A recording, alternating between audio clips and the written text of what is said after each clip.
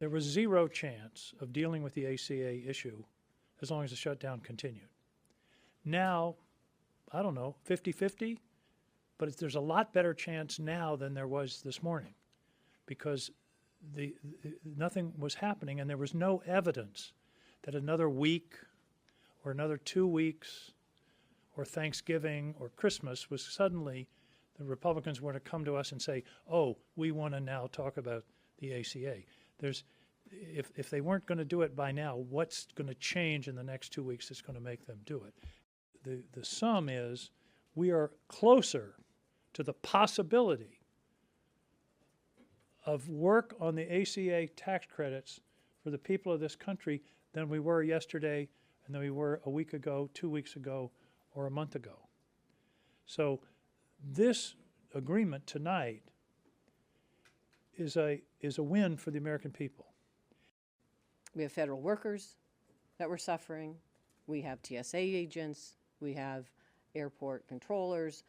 And we were seeing lines to our food banks in northern Nevada. These were lines that I hadn't seen since the pandemic.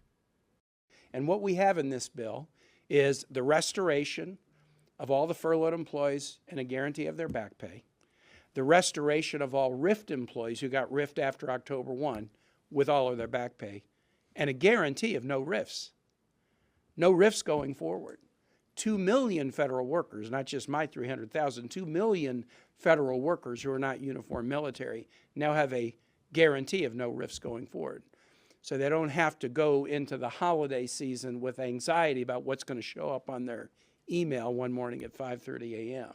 That's a big win for 2 million federal employees, and added together with these other ingredients of robust appropriations bills and a guaranteed path forward to vote on fixing the ACA, that made me sign on and say, yes, we can do it.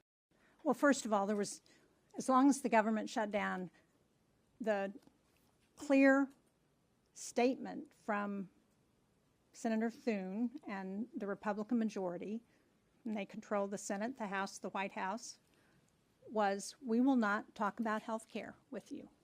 So there was no vote that we were going to get on the Affordable Care Act, premium tax credits. We have a guaranteed vote by a guaranteed date on a bill that we will write. Not that the Republicans will write, although I do think it's important for us to engage with them because we need a bipartisan bill that we know is going to get enacted to provide the relief that Americans need. And I think there's a commitment on the part of many of our colleagues to do that. The real question is, why would a president of the United States pit hungry children against sick children? And that is what President Trump has done. I mean, this is outrageous. We can't reach agreement on government funding, so the government shuts down, and even though the law is clear that he could fund SNAP benefits during a shutdown, he did not. And then he also said, and by the way, I don't really care if people's health insurance premiums get so high they can't afford their care. That's on Donald Trump. My vote today was to do two things, both equally morally important and imperative. One is to make sure that the government is functioning so that our kids eat, so that our elderly citizens eat, so that our air traffic controllers can get some sleep and earn money, get paid while they are working, so that our veterans are protected, and continue the fight to a realistic platform to get the premium tax cuts done.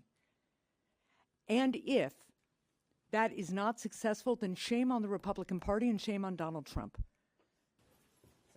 Is that one of your phones? Is that It's not mine. Oh. Yeah. Okay.